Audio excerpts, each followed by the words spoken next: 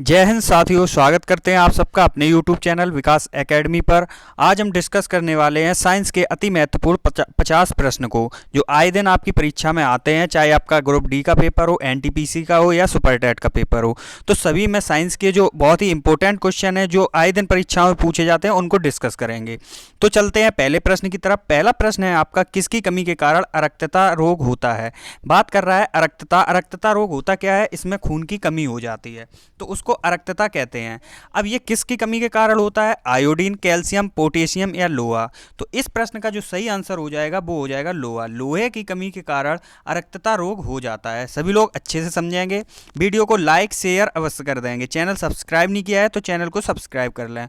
अगले प्रश्न पर चलते हैं। अगला प्रश्न है, जल का शुद्ध रूप है। जल का जो शुद्ध रूप पाया जाता है वो क्या है, सभी लोग आंसर देंगे। तो इस प्रश्न का जो सही आंसर हो जाएगा वर्षा जल। वर्षा जल जल का शुद्ध रूप माना जाता है। अगले प्रश्न पर चलेंगे। अगला प्रश्न है, नीली क्रांति किससे संबंधित है। क्रांति से एक क्वेश्चन पेपर में पूछा ही जाता है तो इसको स्टार करके चलेंगे, बहुत ही इंपॉर्टेंट क्वेश्चन है। नीली क्रांति का बात कर रहा है तो नीली क्रांति का संबंध किससे होता है। तो इस प्रश्न का आपका जो सही आंसर हो जाएगा वो हो जाएगा मत्स्य उद्योग। मत्स्य उद्योग से संबंधित है नीली क्रांति। मत्स्य उद्योग होता क्या है, मछली पालन। मछली पालन को ही मत्स्य उद्योग बोलते हैं, सभी लोग याद रखेंगे।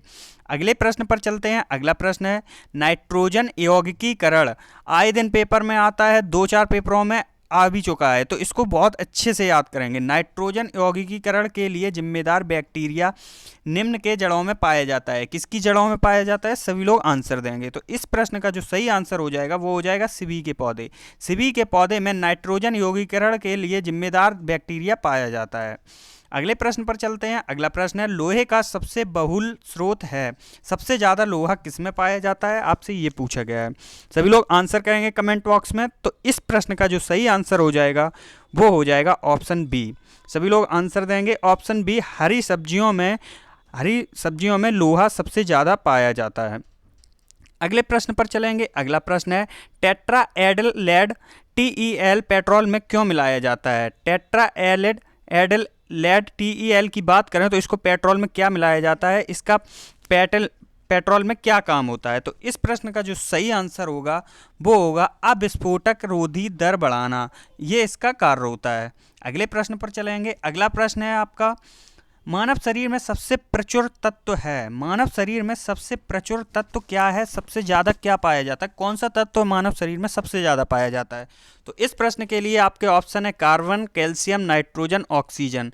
तो इस प्रश्न का सही आंसर हो जाएगा ऑक्सीजन, सभी लोग याद रखेंगे। अगले प्रश्न पर चलते हैं। अगला प्रश्न है, मानव रक्त का pH लगभग कितना है। मानव रक्त की बात करें तो मानव रक्त में pH मान कितना होता है, सभी लोग कमेंट बॉक्स में आंसर देंगे। ऑप्शन है 3, 7.4, 12, 6। pH मान से एक क्वेश्चन आ ही जाता है पेपर में, तो जितने भी pH मान है सबको याद रखेंगे। तो मानव रक्त के pH की बात कर रहा है तो मानव रक्त का pH मान कितना होता है। तो इस प्रश्न का सही आंसर हो जाएगा 7.4। 7.4 मानव रक्त का pH मान होता है। अगले प्रश्न पर चलेंगे। अगला प्रश्न है, किस प्रक्रम द्वारा कर्पूर कैम्फर आसानी से शुद्ध किया जाता है। कर्पूर की बात करें या कैम्फर जिसे बोलते हैं, आसानी से किससे प्राप्त किया जाता है, जिसे हम लोग कपूर भी बोलते हैं। तो इसका सही आंसर जो होगा वो आपसा हो जाएगा ऑप्शन ए।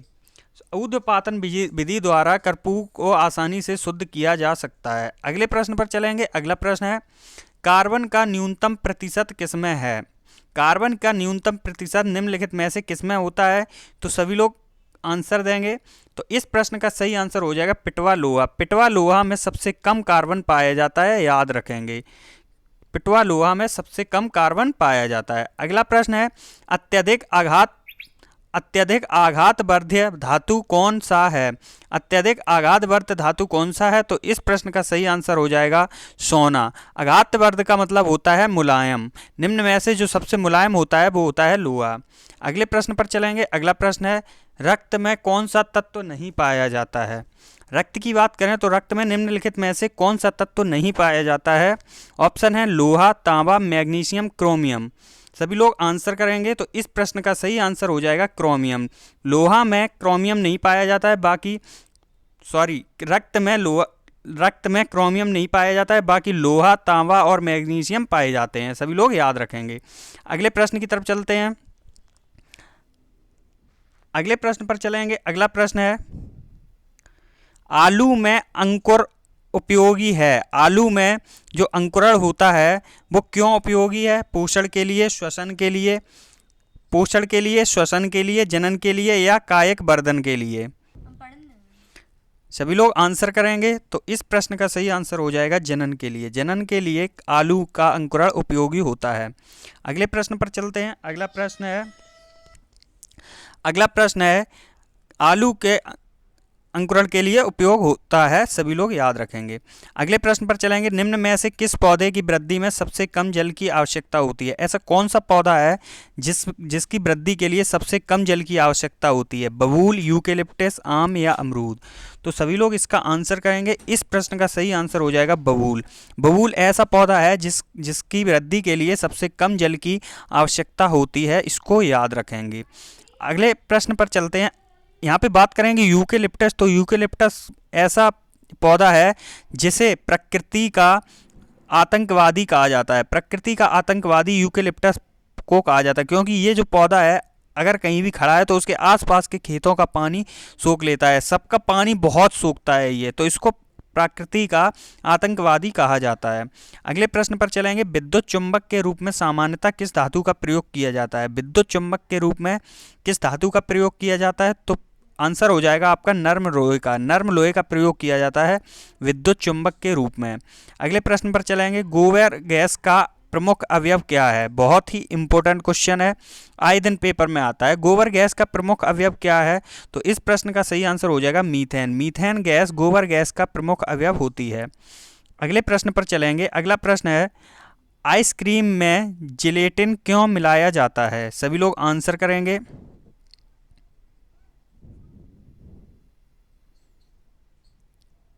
सभी लोग आंसर करेंगे। प्रशीतक को दूर करने के लिए, रवा बनने से बचने के लिए, सुगंध एवं स्वाद के लिए या कोई नहीं? आइसक्रीम में जिलेटिन का प्रयोग क्यों किया जाता है? तो इस प्रश्न का सही हो जाएगा रवा बनने से बचने के लिए जिलेटिन का प्रयोग किया जाता है। अगला प्रश्न है आपका, एनाटॉमी विज्ञान की एक शाखा है जिसका संबंध है। एनाटॉमी विज्ञान की एक शाखा है जिसका संबंध है, ऑप्शन है प्राणी एवं पौधों की संरचना से। तो आपका आंसर भी यही हो जाएगा, प्राणी और पौधों की रचना से संबंधित विज्ञान है। अगले प्रश्न पर चलेंगे। अगला प्रश्न है, मिर्गी एक बीमारी है। मिर्गी कैसी बीमारी है? ये क्वेश्चन है आपका त्वचा की, स्नायु प्रणाली की, हृदय की या श्वसन प्रणाली की? तो इस प्रश्न का सही आंसर हो जाएगा स्नायु प्रणाली की। स्नायु प्रणाली की बीमारी होती है मिर्गी, सभी लोग याद रखेंगे। मानव शरीर की 72 कोशिका है। मानव शरीर की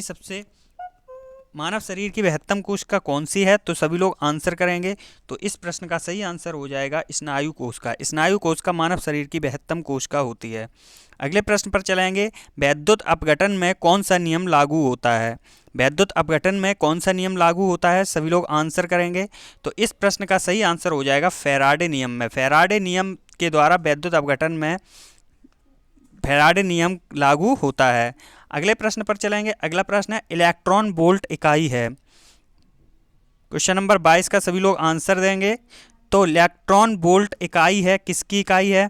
तो ऊर्जा की इकाई है इलेक्ट्रॉन वोल्ट, सभी लोग याद रखेंगे।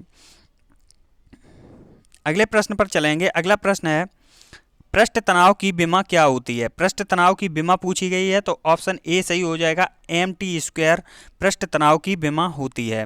अगला प्रश्न है, एक लड़की झूले पर झूल रही है। एक लड़की झूले पर झूल रही है, यदि वह खड़ी हो जाए तो झूलने का आवर्तकाल क्या हो जाएगा? बढ़ जाएगा, घट जाएगा, अपरिवर्तित रहेगा या शून्य होगा?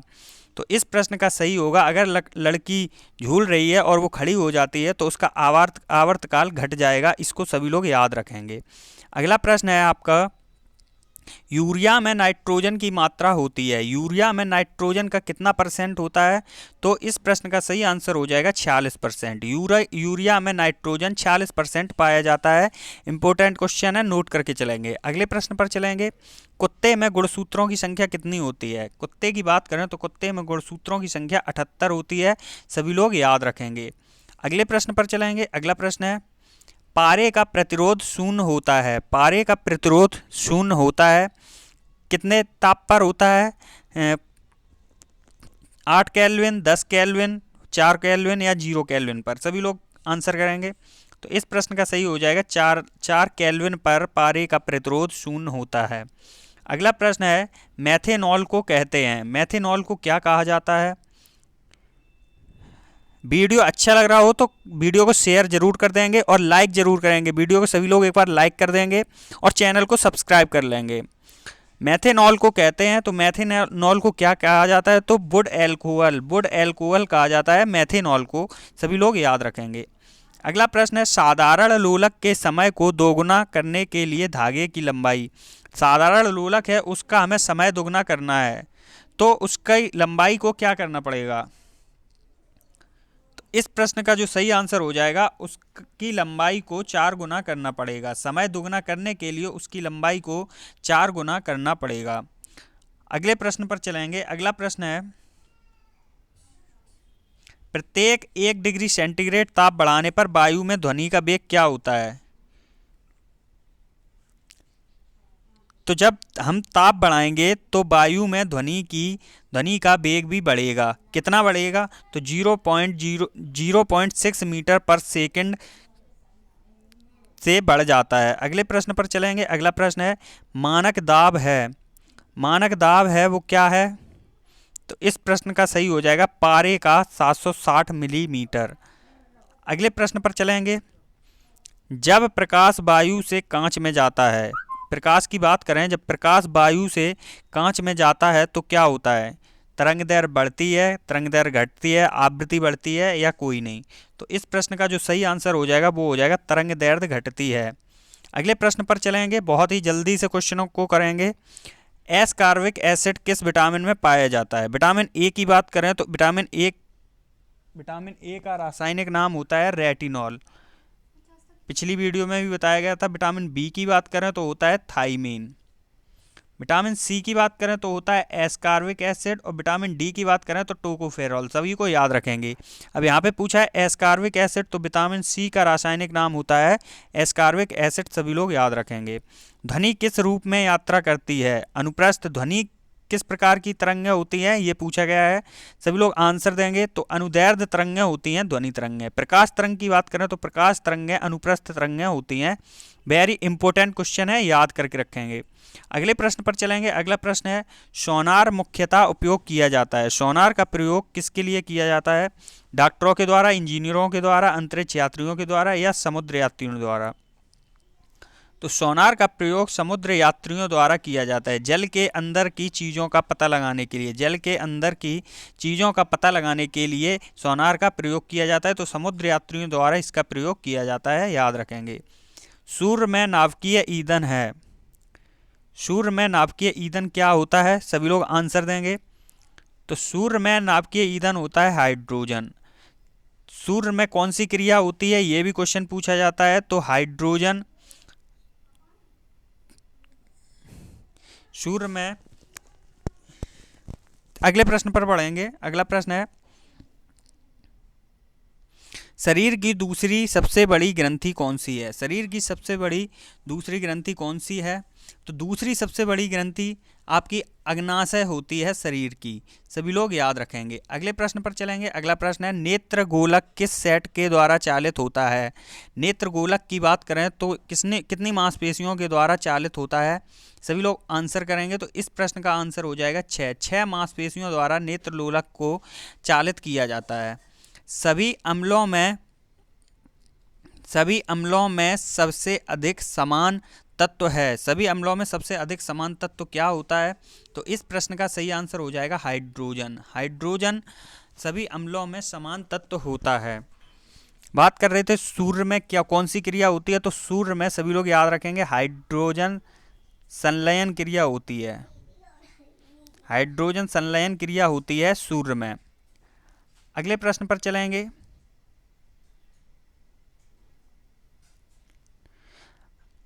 ऑक्सीकरण को किस रूप में परिभाषित किया गया है? ऑक्सीकरण को किस रूप में परिभाषित किया गया है? तो इस प्रश्न का सही आंसर हो जाएगा इलेक्ट्रॉन की हानि। अगले प्रश्न पर चलेंगे। अगला प्रश्न है, अम्ल का स्वाद कैसा होता है? अम्ल के स्वाद की बात करें तो अम्ल का स्वाद कैसा होता है? खट्टा होता है। सभी अम्ल खट्टे होते हैं, सभी लोग याद रखेंगे। अम्ल का स्वाद खट्टा होता है। प्रकाश वर्ष इकाई है। प्रकाश वर्ष किसकी इकाई होती है? सभी लोग आंसर देंगे, इंपॉर्टेंट क्वेश्चन है। तो प्रकाश वर्ष जो इकाई होती है वो आपकी दूरी की इकाई होती है, दूरी की इकाई होती है प्रकाश वर्ष, सभी लोग याद रखेंगे। 1 जूल बराबर है, 1 जूल किसके बराबर होता है? तो 1 जूल बराबर होगा 10⁻7 अर्घ के। ये वो हैं घाते हैं 10⁻7 अर्घ, 10⁻7 अर्घ के 1 जूल बराबर होता है। अगला प्रश्न है, पिंड का भार शून्य नहीं होगा। पिंड का भार शून्य कब नहीं, कहाँ पे नहीं होगा? पृथ्वी के केंद्र पर, स्वतंत्र गिरने के दौरान, अंतर्ग्रहित अंतरिक्ष में, किसी घर्षणहीन स्तर पर। तो इस प्रश्न का सही आंसर हो जाएगा स्वतंत्र रूप से गिरने के दौरान। कोई पिंड अगर स्वतंत्र रूप से गिर रहा है तो उसका भार शून्य नहीं होगा, बाकी 3 कंडीशन में भार शून्य हो जाएगा। अगले प्रश्न पर चलेंगे। अगला प्रश्न है, वर्षा की बूंद किसके कारण गोल होती हैं?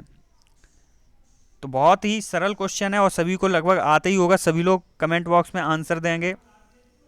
तो इस प्रश्न का सही ऑप्शन हो जाएगा ऑप्शन ए, पृष्ठ तनाव के कारण। पृष्ठ तनाव के कारण वर्षा की बूंदें गोल होती हैं। जब बर्फ के एक टुकड़े पर दबाव बढ़ाया जाता है तो उसका गलनांक, बर्फ का कोई टुकड़ा है उस पर जब हम दबाव बढ़ाएंगे तो उसके गलनांक पे क्या प्रभाव पड़ेगा? घट जाता है, अपरिवर्तित रहता है, बढ़ जाता है या कोई नहीं? तो इस प्रश्न के लिए सही आंसर हो जाएगा घट जाएगा। सभी लोग याद रखेंगे, बर्फ के टुकड़े पर दबाव बढ़ाने पर उसका गलनांक घट जाएगा। अगला प्रश्न है, आप पकड़ने के लिए कौन सा आग, यहाँ पे आप लग गया है, आप नहीं है, आग है, सभी लोग सही कर लेंगे। आग पकड़ने के लिए कौन सा फाइबर न्यूनतम प्रवृत्त है? आंसर करेंगे सभी लोग।